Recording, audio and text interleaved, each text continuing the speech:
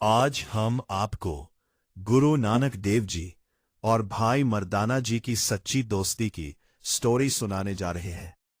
कृपया करके इस स्टोरी को पूरा देखें। इसको देखने से ही आपके ऊपर वाहे गुरु जी की अपने आप ही मेहर हो जाएगी। बहुत समय पहले की बात है। गुरु नानक देव जी संसार में प्रेम, सत्य और मानवता का संदेश फैलाने के लिए यात्रा कर रहे थे। उनके साथ उनके प्रिय साथी भाई मर्दाना जी भी रहते थे। भाई मर्दाना जी रबाब बजाते थे और गुरु जी की वाणी को मधुर संगीत के साथ लोगों तक पहुंचाते थे। दोनों की जोड़ी बहुत प्रसिद्ध थी।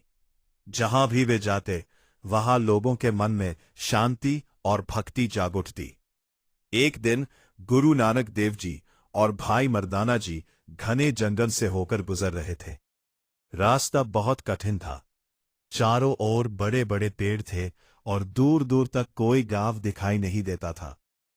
कई दिनों से उन्हें भरपेट भोजन नहीं मिला था। कभी थोड़ा पानी मिल जाता तो कभी सूखी रोटी। धीरे धीरे भाई मर्दाना जी बहुत थक गए। चलते चलते वे एक बड़े पेड़ के नीचे बैठ गए।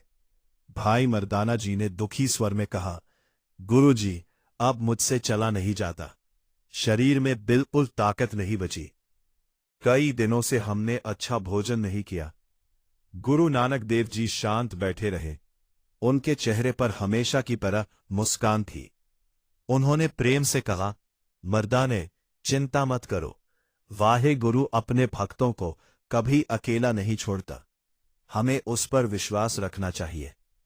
गुरु जी की बातें सुनकर भाई मर्दाना जी को थोड़ी हिम्मत मिली। कुछ देर आराम करने के बाद दोनों फिर से आगे चल पड़े। जंगल समाप्त होने लगा और थोड़ी दूर पर उन्हें एक छोटा सा गांव दिखाई दिया। गांव बहुत साधारण था।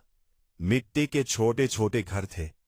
गांव के लोग गरीब थे, लेकिन उनके दिल बहुत बड़े थे। जब उन्होंने गुरु नानक देव जी को देखा तो सभी आदर से उनके पास आए। एक बुजुर्ग व्यक्ति ने हाथ जोड़कर कहा, महात्मा जी, हमारे गांव में आपका स्वागत है। कृपया हमारे घर चलिए। गुरुजी और भाई मर्दाना जी गांव में पहुंचे। गांव वालों ने देखा कि भाई मर्दाना जी बहुत थके हुए हैं। उन्होंने तुरंत पानी दिया और बैठने की व्यवस्था की।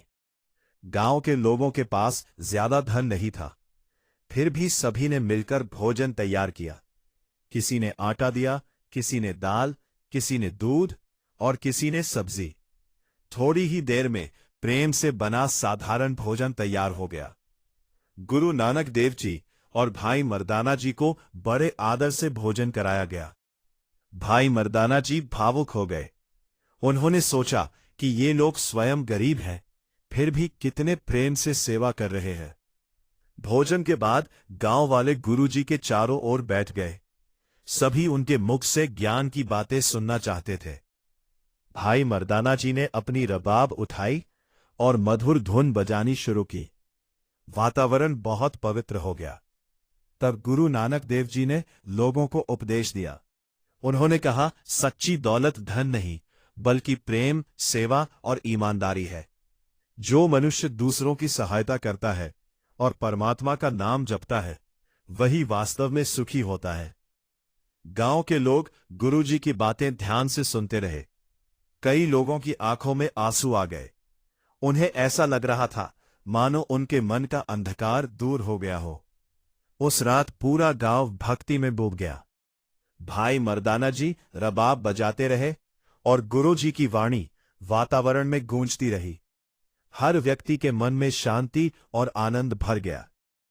रात को जब सभी लोग विश्राम करने चले गए, तब भाई मर्दाना जी ने गुरु के पास ले आए जी से कहा, गुरु जी, आज मैंने समझा कि जहां विश्वास होता है वहां भगवान स्वयं सहायता करते हैं।